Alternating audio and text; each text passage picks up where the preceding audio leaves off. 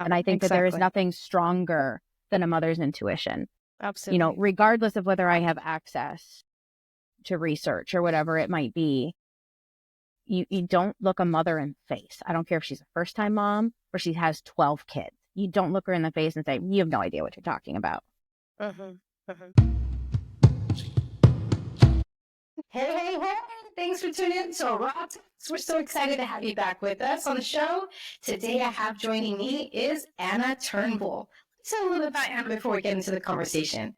Anna is an experienced professional driven by her passion for community engagement and project management. Her professional journey reflects her leadership in program development, education, and customer support, demonstrating her ability to inspire others. Anna has successfully developed and expanded volunteer programs, enhanced community outreach, and implemented inclusive technology-driven curricula that nurture academic and personal growth. Her skill in managing multiple responsibilities with precision and empathy has flourished during her caregiving experience. Dedicating the last 4 years to a caregiving sabbatical, Anna is ready to re-enter the workforce.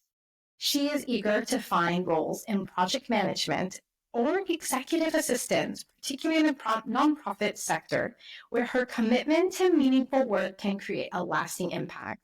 And one thing Anna didn't say here is she's looking to combine her educational background with her nonprofit experience, which makes her a really nice candidate to enter this new space she's looking to get into. And so any hiring of managers would be very lucky to have her. Now, before we talk more about that, let me ask Anna. Anna, it's so great to have you today. How are you doing? Thanks for having me. I'm well. How are you? I'm doing so well. I'm really excited for our call today, and I'd love to know, what are you looking forward to? I am just really excited to connect with another woman who is making her voice known in the community. I think it's awesome. I appreciate that. Thank you so much. When we met originally, I wasn't really knowing what I would expect. But when I always try to enter those conversations, new conversations without any expectations. It's kind of hard. But when we had our first conversation, I just felt like it was a soul sister connection. I I'm agree. so excited to connect again. You know what I mean? I know. I totally agree. I felt the same way. In fact, I told my husband, I was like, I had the most uplifting conversation with this random person I met through some random group of women. And I'm like, it was so nice. And he's like, well, I'm glad. I don't understand, but I'm glad. You have to be there to really get it. Exactly. Well, let's let the listeners know exactly what happened in that when we dive in our conversation. And I think we'll get a feel for what was that soul sister connection going. What do you think? Sounds good to me. All right. Now, before we dive in, I usually like to lighten it up a bit. So, Anna, let's let listeners know, what's an interesting fact about you? So I hail from Central New York, which for a lot of people, they have no clue where that is. People are like, oh, you live in New York City? I'm like, no, try 5 hours north. So I live in a snow belt, and, my husband and I have 2 children, a 4-year-old and a 2-year-old, and we live our lives outside. We farm in the summer and snowshoe and camp remotely, and I mean 6 or 7 miles back into the Adirondack Park. And so my kids just thrive. They're feral. My children are feral.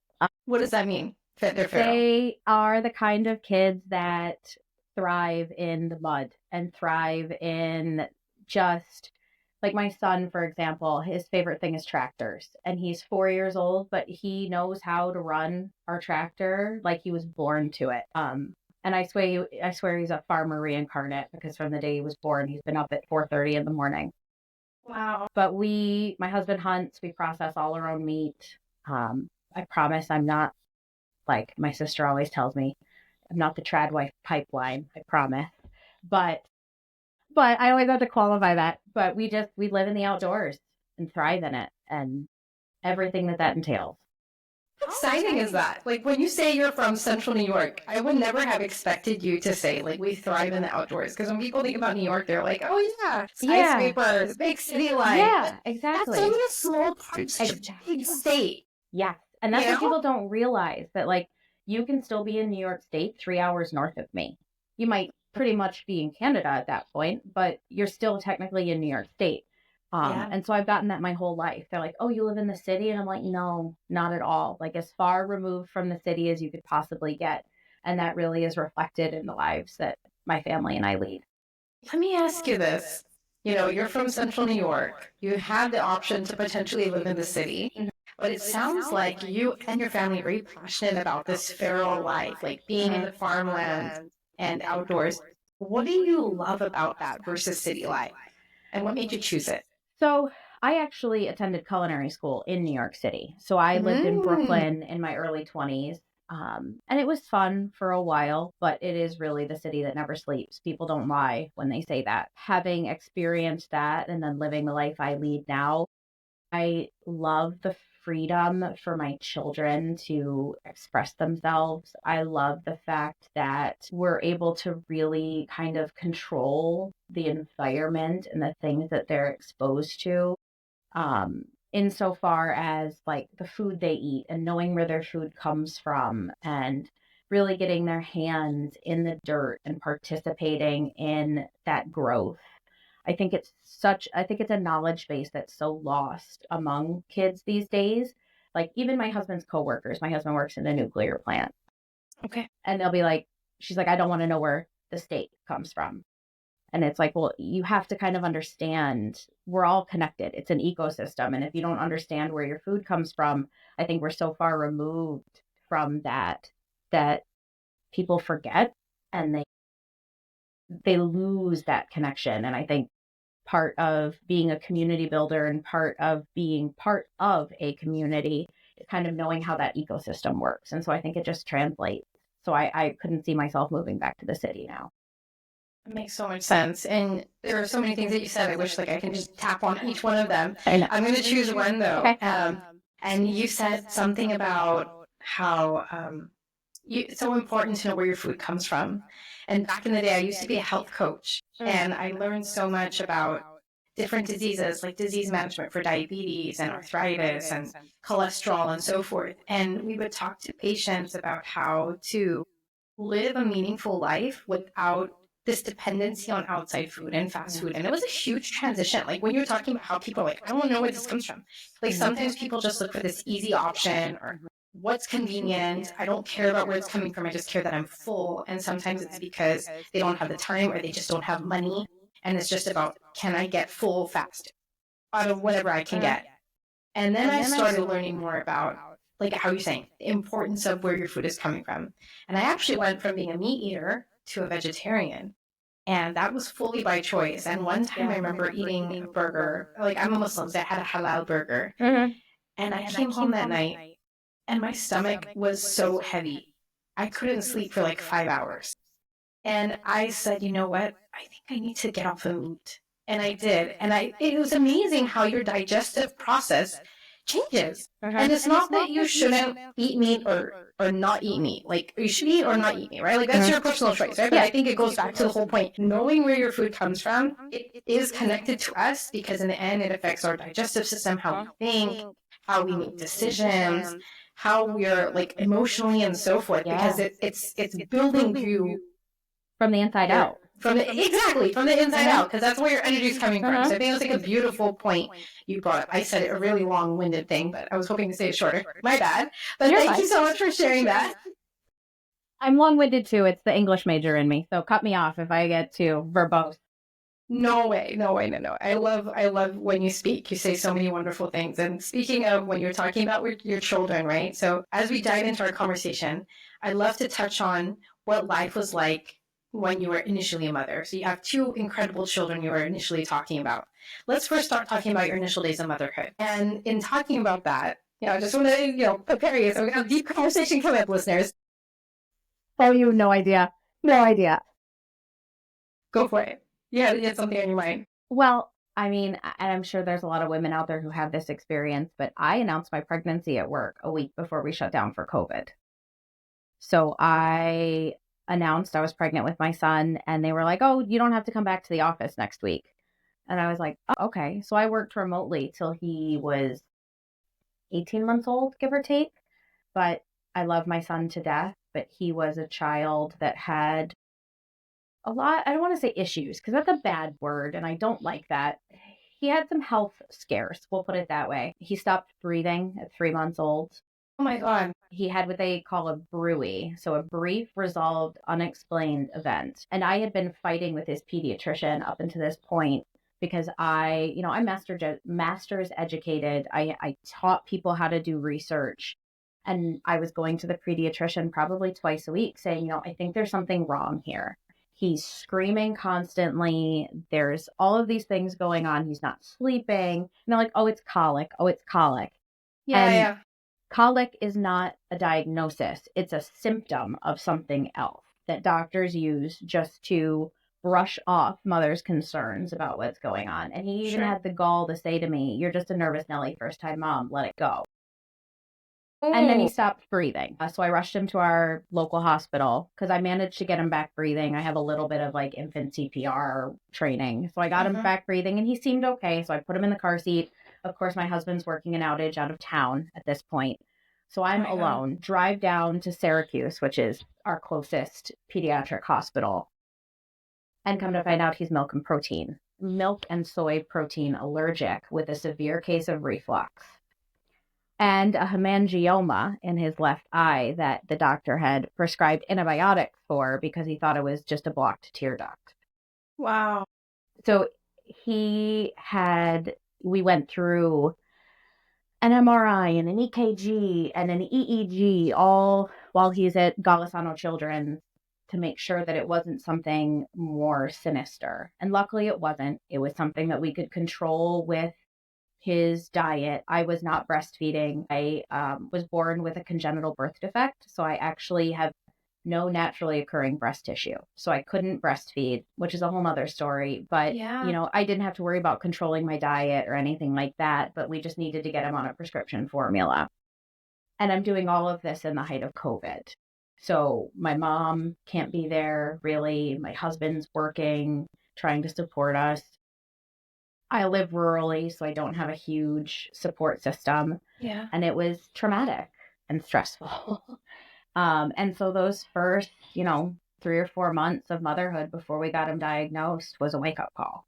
It was taking shifts, sitting on the couch because he wouldn't sleep unless he was upright. Undiagnosed postpartum depression that my husband finally looked at me and was like, there's something wrong. You need to talk to somebody. So it was just when you look up, and there are people out there who have it so much worse, but in my mind in that moment, there was nothing worse. And I was struggling hardcore. And then we finally saw the light at the end of the tunnel, got him on the right formula, got all of his other symptoms straightened out, a whole slew of medications. Now you would never know. He's a happy, healthy 4-year-old that walked at 9 months old, is, like I said, feral, completely just balls to the wall all the time. And I wouldn't have it any other way. That's amazing. Because I just think about that day and it's like, how wrong it could have gone in that moment. And it's like, I have to remind myself sometimes when I get frustrated, like, he's here and that's what matters. Yeah. Let's unpack some of that because that was really loaded. That was a pretty loaded story that you just shared. And there are many pieces that I'd like to touch on as long as you're comfortable opening up. Oh, yeah. The first part of it was, the doctor telling you that you're a first-time mom who's just pretty much like going nuts. I forget the exact word you used, but nervous Nelly. How did that make you feel? Like knowing what you're going through and the person that you're trusting to make sure your son is going to be okay is kind of doing the opposite of what you're expecting. What was your reaction in that moment? Livid, positively livid. And mainly because I am an educated person. I have a master's degree. I can't imagine saying that to someone, regardless of how educated they are. But to look at me and say, you don't know what you're doing. You don't know what you're talking about. You can't use Wikipedia to diagnose, which I'm not saying you can, but I'm an educated person. I know how to review a source. Like I can tell what a peer-reviewed source is. And for him to look me in the face and say that, and then not a week later, my son to stop breathing, I was livid. I'm Italian. I am fiery. You got the fiery red hair to go with it. Yeah. And I was so mad. And then but at the same time, I was almost grateful that it progressed the way it did because it got me to somebody who would listen to me.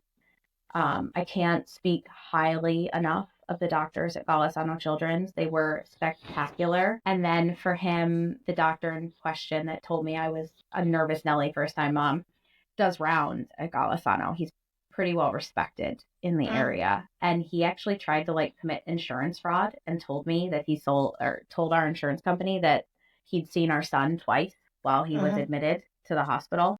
And I like had to go to bat with the insurance company and tell them no, he wasn't there. He's not the one that diagnosed him. But we finally got the support we needed and found an amazing pediatrician that I love. She's amazing. But I can't, that word doesn't even, I don't even know how to give you a word that encompasses my anger in that moment because I am educated, but that goes against, you're basically throwing a mother's intuition under the bus. Yeah, and I think that there is nothing stronger than a mother's intuition. Absolutely. Regardless of whether I have access to research or whatever it might be, you don't look a mother in the face. I don't care if she's a first-time mom or she has 12 kids. You don't look her in the face and say, you have no idea what you're talking about. Like to the day, it still just makes me like. Well, that little human was growing in you, right? So it's like you both are so connected. Obviously, you would know something's wrong. You might not be able to know exactly what it is, but that's where the medical practitioner comes in, right? That's your job. That's your job. You're supposed to work with me and not just blow me off. I'm so sorry that happened, and I'm very glad that you were able to get the support you needed for your son to figure out what was this brewery thing and why did he stop breathing. How long did he have brewery for? You mentioned when he was around, he was 3 months. So it was 3 months. It was a Halloween. I remember this because while we were in Golisano, they admitted us to do a whole bunch of tests. And they brought him like a little kid's Halloween costume. That's nice. And they like brought candy around for all the kids that were on the floor. And they bought all the parents like Chick-fil-A. So I distinctly remember it because she's like, this is the only baby costume we have. So I hope you don't mind if you dress him up as a hot dog. And I was like, I honestly, I don't even care. Like, sure. And so we like walked around the hospital corridor and it was sweet. So his first Halloween was spent in the hospital. But yeah, he was 3 months old and, we managed to figure it out, but it was rough. I can only imagine. And, I've spoken to a lot of mothers too, and postpartum can be pretty easy for many mothers, but for some like yourself, it sounds like it was pretty challenging. I mean, you're dealing with your son's recovery and trying to figure out what's going on. I mean, he's just a few months old and you're trying to understand everything about him, his needs, when he needs a diaper change, if he needs milk or not, if he needs to burp. And this whole like not breathing, coughing thing is like another added element. How did you begin to manage your own self-care during this period while making sure your son is taken care of at the same time? So looking back, I thought in the moment, I thought I was doing a decent job of taking care of myself. Looking back now, I realize I wasn't at all. I let myself go completely. There was no self-care. There was no, I was lucky if I got a shower kind of thing. And a lot of it was kind of self-imposed, if that makes sense. What do you mean by that? Like my husband was there and my husband was still is a very active parent, the kind of father that gets upset when somebody refers to it as babysitting his own kids. He's like, I'm not a babysitter, I'm their father. So he would take night shifts. Yeah. Take a minute to celebrate Dad. I know, right? Like awesome. I know. He's an amazing husband and an amazing father, and I wouldn't trade him for the world. And he did his best. But I was not someone that experienced depression or anxiety until I had children. It never really manifested as like, I think my kids would be better off without me. It was more so the anxiety side of things. I would have these like very vivid dreams of absurd things happening, and then I would stress about them forever to the point that I felt like I couldn't leave him alone to take a shower. I wasn't eating. I went back to like my graduate school days of just surviving on coffee. Bad habit. Don't do that. As someone who still says they run on caffeine and chaos, don't. That's a nice combo of words, caffeine and chaos. Don't just live on coffee. That's not good for you. Especially, I'm a black coffee drinker, so there was like no added calories in it at all. You didn't tell me that. That's a major connection. I love pure I'm a black coffee drinker. Yeah. What kind of roast? Dark as it can get. Yeah. Like as dark can get, and then just black. Have you had a Brazilian dark roast before? I haven't. I have to get you some. That's one of my favorite dark roasts. I'm such a dark roast black coffee drinker. Colombian. Oh, Colombian's also really good. So my husband has a friend who roasts his own coffee, so we get all our coffee from him. Oh. So my husband like works an outage in Pennsylvania and comes back with like 40 pounds of coffee. Wow. Yeah. Because we stock up that once a year. Nice. Yeah. And I like supporting a small producer. It makes me feel good. Absolutely. But yeah, dark roast all the way. Okay, but so I'm sorry. Side note. But yeah, there's no added calories in that. Yeah. So don't do that if you're, postpartum or anything. Like, try to eat some food, even if it is like a protein bar or something. So I let myself go completely. There was no self-care until my husband looked at me and was like, "You need help. There's like, I don't know what's going on. I don't want to pretend that I can diagnose you. You need to talk to somebody. This isn't healthy." What do you think it was that your husband saw that you couldn't see yourself? Because it sounds like he noticed something about you that changed. The anxiety. I had never been an anxious. Wow, that word was hard. Yeah. Person. I am the kind of person that can walk into a public place and talk to a brick wall. Mm-hmm. I all of a sudden was just like unable to do daily tasks without overthinking all of the potentials. Like absurd potentials. But I just couldn't do it. I couldn't do it. And he was like, that's not you. There's something else going on. You need to talk to someone. And so I did. I talked to my OBGYN. Mm-hmm. Unfortunately, because I do live rurally, like therapy wasn't necessarily an option at that point in time. So they got me on an SSRI and it helped. What was that? An SSRI? For listeners who don't know. Jeez. Serotonin reuptake inhibitor. I forget what the other S is. So some type of medication they put you on? It's an anti-anxiety, antidepressant. Mm-hmm. I can't remember the name. Zoloft, I think, is the one they put me on. Okay, that sounds familiar. Yeah. Yeah, I think Zoloft is the one they put me on. And considering for how small a dose it was definitely, it helped. And, up until that point, I had like prided myself on not needing medication, but then having experienced all of that, it was like, there's nothing wrong with getting the help. It's a chemical in your brain that's not working the way it's supposed to work. And it's okay to treat that. It's okay to ask for help. It's okay to take the medication. There shouldn't be a stigma around that. Yeah. And I mean, I will say even now I'm off the medication. I don't have the depressive episodes anymore. The anxiety still has kind of stuck around, but it's manageable. And I've been to therapy and I have, the resources to kind of talk myself through some of those episodes. But I do find myself when I'm particularly stressed spiraling, and my husband is really good about kind of pulling me out of those. People would probably look at my husband and I and be like, "You're codependent." Aw. But there's an element of, because we do live so rural, he's sometimes, especially with me not working, he's sometimes the only adult interaction I have. Mm-hmm. And he is really good about like, you're spiraling, snap out of it. Well, you can look at it two ways, right? You can look at it as codependent, or that you guys have such a strong partnership. That's how I like to look at it. And honestly, you help each other out in that way, right?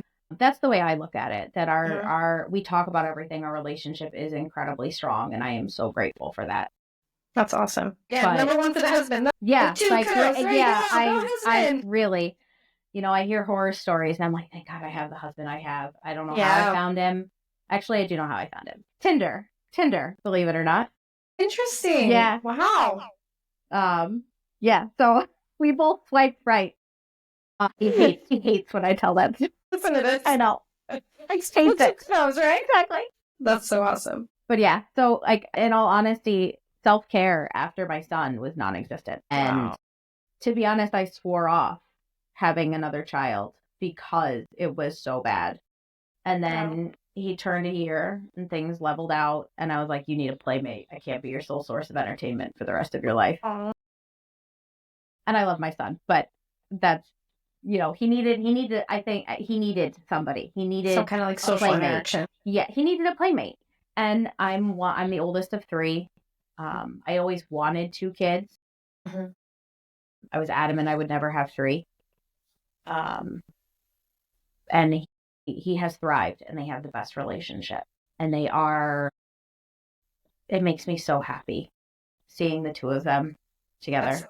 That's so nice. I wanted to ask, when you're talking about playmate, right? So it sounds like that's when baby number 2 must have been in the planning. Mm-hmm. How did that pregnancy go for you compared to your son's and all the experiences that you had? Was it similar, any worse or better? What can you share about that? Both of my pregnancies were actually, aside from, I had awful morning sickness with both of them, not like hyperemesis or anything like that, but as somebody who has a deep-seated fear of vomit, morning sickness took its toll. Both pregnancies were great. I was fairly active. I tell people all the time, we're still working on our house. But I was, 7 months pregnant helping my husband set the rafter for our back porch, like up on the roof of the house. Oh my God. So I was really thrived in pregnancy, and it was not the actual physical act of being pregnant that would stop me from having another. And her birth was much easier. They like the second being faster is 100% true. And yeah, she was also milk and soy protein allergic. But we managed to, because I'd experienced it already, and because we had the relationship with the pediatrician that we have now, they didn't question me when I was like, this is exactly what happened with my son. So we didn't have any of those same traumatic experiences. She didn't have any other health issues. She didn't have reflux or anything like that. And she actually grew out of it much faster. So they both can now eat and drink milk, although neither of them like it. So they don't have the allergy anymore. No. Did they grow out of it? Milk protein allergy is actually like one of the most common allergies that kids have, but it also has the highest rate of outgrowth. It's like 60% of kids with a milk protein allergy outgrow it by their first birthday. Okay. And then it goes up from there. Like by second birthday, it's like almost 80 or 90% of kids outgrow it. So they both eat cheese and milk and whatever, and they're totally fine. Which is so interesting to me because it caused such issues when he was a baby, but they're fine now. Both fine now. I was going to ask you, since you said soy protein and milk protein, like that's like the basic primary sources of formula. What did you end up serving your kids? So instead of those? So there's like 3 levels of formula. You have your like normal everyday formulas. You have a partially hydrolyzed formula, which is like Nutramigen. I can't remember the other one off the top of my head. And then you have a fully hydrolyzed formula. So my son drank what is called Neocate. It's an amino acid based formula. So if you think about like pre-workout, like that, it's the amino acid. So all the protein is broken down to what is directly used by the body. So the body doesn't have to do that. So it avoids the inflammatory process that can happen with the actual proteins. Got it. Okay. So it's like, it makes the digestion of it easier. It's like pre-digested. Yeah. I guess. That makes sense. Yeah. My daughter was fine on the Nutramigen, which is you can get on the shelf. yeah, my son needed a prescription formula. Wow. You know, Insanely expensive. I was going to Insanely ask, expensive. because if it's not like the soy or the milk-based formula, which is already expensive, if it's something that particular, I can only imagine, you know, knowing how much kids need it. Like one box of formula won't even last you for a week, especially when they're early on, And right? the Neocate containers are like Much half smaller. the size of the regular formula containers. And I just think that I'm just grateful that like the formula shortage wasn't really a thing when my son was born, but it was when my daughter was born. So the Nutramigen was like insanely difficult to find. I had like my parents out shopping at stores trying to find just to try and get some. But yeah, it was insanely expensive. And how did you manage with like expenses and just thinking, are we going to have food for our daughter and son to eat? Because it's so like scarce, especially living in rural New York, right? How did that all affect you? For my son, finances were fine. We had an HSA that we could like put it on, so we'd set aside money for that. But insurance wouldn't cover it because it was deemed not medically necessary. And I'm like, oh my God. I don't really understand how food can be not medically necessary. Neither here nor there. With my daughter, I spent an ungodly amount of time just like driving around trying to find it. And when I did find it, I would like buy what I could because I didn't want to be one of those people that was like, oh, I found this difficult to find formula. I'm going to buy every single bottle and then potentially put another mom who's in the same boat as I am not being able to find it for their kid. So I tried to spread out. And so I enlisted the help of family members. My mom and dad they live in Rochester. Okay. So it's a much more urban area. So there were a lot more stores that they could go and hit and check. If I didn't have their support, I would have been a lot more stressed. Yeah. You're lucky that your parents live so insanely locally to you. Yeah. And I mean, they're like 2 hours away, but they are the best parents a girl could ask for. They'd give someone the shirt off their back. So I am very grateful. Let's give some kudos to mom and dad. Yeah, exactly. Even living rurally, I have an awesome support system. That's amazing. So I really can't complain in that regard. Who's in that support system for you? Really, it's my parents, my husband. I have a younger sister. She lives in Los Angeles, living her big, fancy producer life. She works with famous people, but we weren't close when we were kids, but we are now. And so she was always a phone call away, even though she couldn't be there in person. She was a phone call away. I don't have a lot of close girlfriends. I have acquaintances and women that I hang out with. There are a couple of women locally that I would deem friends, but I wouldn't. They're much older than me. So they're kind of like mentors instead of friends. But they were awesome in supporting me in those early days. But yeah, I don't really have a lot of close girlfriends that are my age. I've never been one that wants to go out and party, even in my college days. And I've always been the friend that people come to when they need something, but when I need something or I need someone to talk to, I'm the first one that's kind of pushed away. I've never really been able to unpack why that is. I don't know if I come on too strong. But I do have my best friend in the whole world outside of direct family and my husband. She lives in London. Oh my God, wow. Yeah. That's far. Yeah.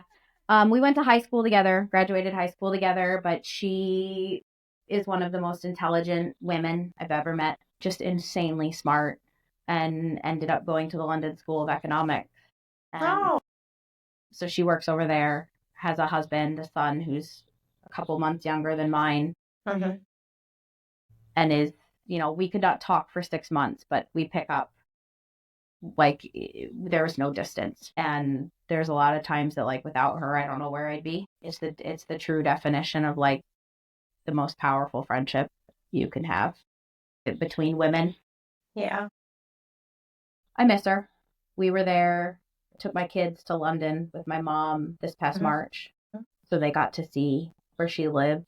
I don't know if my daughter will remember it, but my son does. But yeah, so that's pretty much it. I've got a core group of people that have always been there, Mhm. but I don't That have. sounds so beautiful. Sorry, I cut you No, off. What you're were you fine. saying right No, but there? I don't have much outside of that kind of like very close circle. Yeah. That's like what I tell like some of my clients, like when they talk about networking, I always talk about know what your circles are. You have like an inner circle, like people who are like closest to you, like no matter what, you can depend on those folks. You got like a middle circle. That can be more closer friends, not quite acquaintances, maybe even people you work with. And you got acquaintances or people like, oh yeah, like every now and then you'll like touch base, maybe like once a year or something, right? Yeah. But it's really important to understand the barriers for those relationships Yeah. because you need to know who you can trust and who you can share things with, who you can go to for certain things, who is there for just like, oh, hey, how's it going? And just to kind of like get your mind off of something, but not necessarily like, I need support in this area right now because I'm going through a really hard time postpartum. Like that's a totally different ballgame with who is going to be there, right? So I think you carved that out so beautifully. And one thing I wanted to ask you was, related to just going through that whole process. Like pregnancy, you said it was like smooth ride, but postpartum seemed like it was just so rocky for you, and your support system really helped smooth it out for you and make sure you got through. What would you recommend to women who are feeling the pressure to kind of like bounce back from like after childbirth and like dealing with issues, or maybe not even dealing with issues and not having like a huge friend circle? Like you don't have a huge friend circle, but you're doing so well. What would your advice be to them who are feeling that kind of pressure? God, that's so hard. Like bounce back culture is so toxic. Mm-hmm. And I take issue with it because bouncing back implies that the person you have become and the experience that you have had is negated. Like you can't bounce back. Your body might be able to bounce back, but you are forever at your core altered. And I think that bounce back culture negates the experience and negates the growth and just takes away from what it means to be a mother and to go through that, the physical pain, the emotional pain and stress.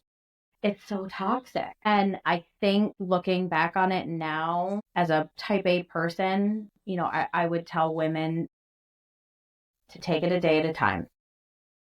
Take it minute by minute. Know you're going to make mistakes. Know that you're not going to be perfect. And that's okay. We don't have to be perfect. We have to learn and we have to grow. And we have to take our experiences and carve out our future. And to say that we have to bounce back negates that process. So just take your time. Do your research, but don't do too much because that can be toxic as well. Be mindful of the social media you're following. Be mindful of the advice you're getting. Just because it, survivor's bias, just because it worked doesn't mean that it's the right thing to do. And trust yourself. Because at the end of the day, like you said, that baby grew in you. You have a connection that nobody else is ever going to have with that child. So trust yourself. Fight for what you think is true. I love how you just unpacked all of that. And you actually made me have a eureka moment, which was really interesting. Wow. When I asked about the bounce back, how you say, well, you really can't bounce back. It just made me stop for a minute and just think like, yeah, comes back. You can't change the body structure. Like as you're growing up, you're an adolescenthood up until the time you actually have a baby. Your hips are expanding, girl. And they're not going to go back. And sometimes there's this, I feel like some of the moms I've spoken to, it's like, oh, like you start seeing when you're pregnant, you start seeing the moms who are wearing these like sports bras and really tight yoga pants and pushing their kids in the strollers. And you're like, I'm never going to look like that again. Or maybe I'm not able to. And you start feeling this pressure about like your image and like, how can they look that way and I don't? And it's taken me over a year to get these extra weight off from pregnancy. And there's so much pressure that we like put on ourselves. And in a way, it seems that creates self-imposed anxiety, self-imposed depression. Oh, yeah. Because we're seeing other people, we're comparing, and we're having these really high expectations of ourselves. But what you said was so true. You can bounce back. No. And I think that's what women need to understand. Like, that whole idea of bouncing back is based solely on a physical representation of your body, not realizing everything that has changed in your core. You are changed. And I know as a mom, 4 years into it now, I wouldn't want to bounce back. I don't want to be the me I was 4 years ago. I'm so much more patient. I'm so much more empathetic. I am to see the world through a child's eyes and to, see them experience things for the first time. Like, I don't want to be that person. And I'll be the first to admit, my body is not. I mean, granted, I was never one of those girls to walk around in fat. Like, that was not me. That's a good way. That's a good way to describe it. You had your descriptors there. Yeah. That was not me. But, I felt that pressure just as much as anybody else did. And what did you do about it? To be honest, I decided after I had my daughter that I didn't have the bandwidth for it. I was going to focus on my kids. And in a way, looking back at it now, I think I lost a little bit of myself, and I'm kind of going back. I'm kind of going through that like self-discovery journey now that, we're on the verge of being out of diapers and my son's going to school full time and I have a little bit more time to myself now. And I'm not saying that that's the right choice to make. I honestly, it's probably not. It's probably not healthy. And I can admit that now. But I'm just now starting to kind of find myself again, who I am after this change. So I don't think I did a good job of that. But you know what they say, hindsight's 20/20. Can't Monday morning quarterback it. But yeah. And what is that process looking like for you right now, like finding yourself again? So what are you learning about yourself? I'm trying to rediscover the things that I enjoy, thinking about like Thanksgiving. I went to culinary school. I love cooking. It's always been my creative expression. And so experimenting with dinner and things like that. My kids are very adventurous eaters because I am somebody who likes to be adventurous. They love going to the grocery store because they get just as excited over like trying new things as I do. Reading again. I was a voracious reader. And I kind of haven't done that in years. And so, I bought myself a Kindle. I love Kindle. I had one years ago, and I was adamant that I would never buy one because I love the smell of books. I know that makes me weird. I love a library. I love the smell of a book. You're not weird. I'm a weirdo too. I would never say I love Kindle. I kid you not. Like, I'd be like, I love the paper books. I like sitting up on the couch with the light and just having a nice warm cup of tea and just reading. It was a whole experience. It wasn't just about reading. Yeah. And when you got Kindle, you remove the light, you don't need the tea, and it's like, it kind of cuts out from the experience, But yeah, it has its own benefits, especially, being a mom. Yeah. If you're there, your baby's sleeping, you can just pull it out without having to put the light on to disturb them and still get your reading in, right? Exactly. So I'm sure it's like experience-based, but different phases of life. It like sitting in the pickup line at school, while my daughter is listening to Coco for the 15 millionth time, I can pull out my Kindle out of my purse and I can read. And so trying to carve that time for myself. I also try to make a point to reconnect with my husband at the end of the day, consciously putting the phone down and having a conversation, because that's something that kind of went by the wayside a little bit. And I actually enjoy talking to my husband. And so, it's those little moments right now. That makes sense. Finding joy in kind of the little things and trying to, even if it's 10 or 15, at the end of the day, it fills my cup. And this is going to sound so cliche, but it's so true. When you're empty, you can't fill somebody else's cup. So you do have to kind of focus on yourself. I'm working on getting myself back in shape. I'm trying to start to work out again. It's something that I used to really enjoy. Um, it's hard to get back into it. Definitely. I used to be a yogi, loved hot yoga. So I'm trying to kind of reclaim some of that. So like I'll put like kids yoga on the TV and my kids will do it with me and involving them. My kids are also big readers. They love reading. My son and I are reading his first chapter book together. We read a chapter before he goes to bed. And my daughter is the same way. She can't settle down without a book, reading a book. Aww.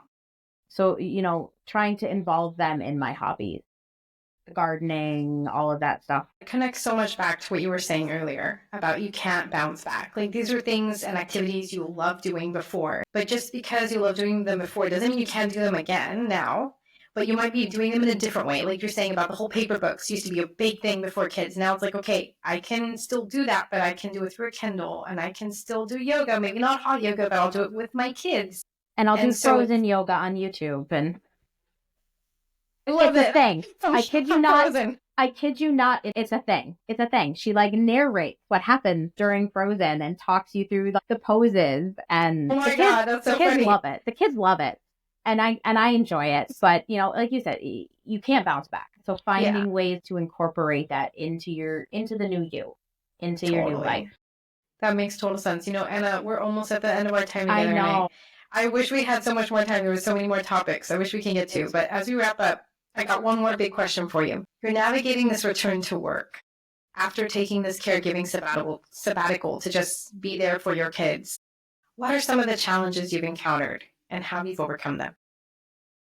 So most recently, I always kind of had it in the back of my mind that like I think part of the reason why I don't make it past the first interview is because of the caregiving sabbatical. And I most recently had I went through like 3 rounds of an interview and they told me the reason they picked the other candidate, even though she was less experienced, less educated, was because I took the time off to raise my kids. If I remember correctly, the quote was, "A woman should be punished for choosing her family over her career." Is this what the interviewer told you? Yeah. Wow. What industry, if you don't mind me asking? I wouldn't ask you to do anything else. It was a nonprofit, specifically working with education. Wow. So in that sector, which doesn't surprise me because there is a lot of argument in education about, with female teachers taking the time to be pregnant and have children and how that impacts schools and stuff like that. But even through that conversation, I know, and I know other people know that the skills you learn through being a mother they're not, how do I say this? They're important. And I am not irrelevant and I am not, worthy of re-entering the workplace because I took that time. But I think overall, the job market is hard right now, especially for someone who's looking for a job like I am, something that is remote, something that is a little bit more flexible. There's a lot of competition, and I know that. That's why I kind of started the process now. I know it's going to take 18 months to a year, a year to 18 months to find something, and I'm okay with that. And I think that that's the big thing is being okay with it and knowing it's a process and knowing that it's going to take time and that instant gratification isn't a thing. Anna, I'm so sorry that you were told that you should be punished for taking a caregiving leave to just take care of your kids. It sounds like an awful thing to hear as a mother. And I'm not going to ask you what you went through when you heard that, but I will allow you this. Imagine your future employer is listening to this podcast right now.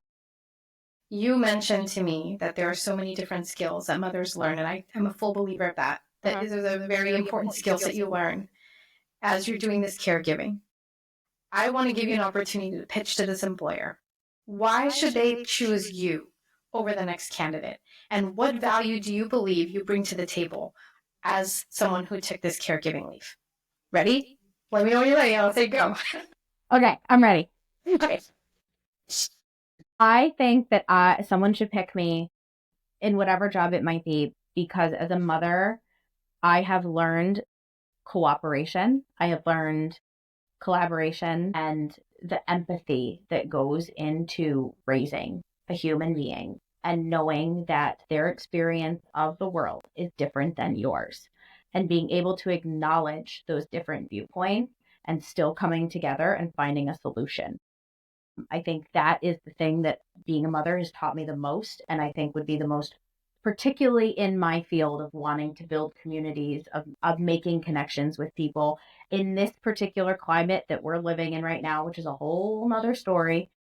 Being able to hear a person and taking their experience and having empathy for it and still managing to come together is, I think, a skill that a mother thrives. And how can you apply that in your future job? Like taking that empathy, cooperation. Yeah. So in my field in particular, opposing viewpoints are something you have to deal with frequently. And acknowledging that just because somebody has an opposing viewpoint does not mean that you're not able to work with them. I think so often in today's corporate environment, we want to write off people who don't have the same viewpoints as us. And I think the biggest thing for me is I am able to cross those bridges. I am able to act as a conduit between different sides and find those commonalities and find those similarities and capitalize on them. That sounds great. Thank you so much. Any last words for your future employer?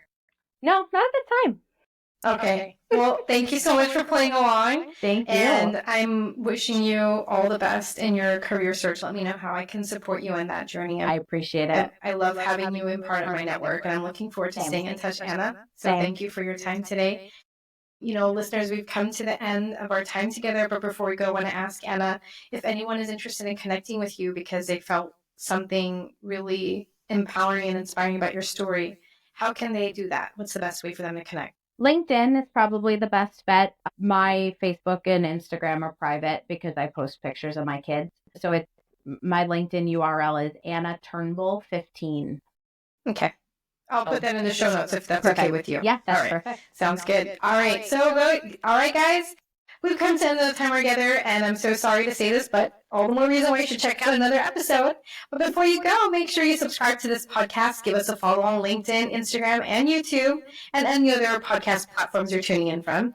And if you have any requests for future speakers or topics, or you'd like to see Anna on the show again, and we can bring on her for part 2, hey, send me an email at Raihana@rawcoaching.com, and I'll drop that link in the show notes for you too.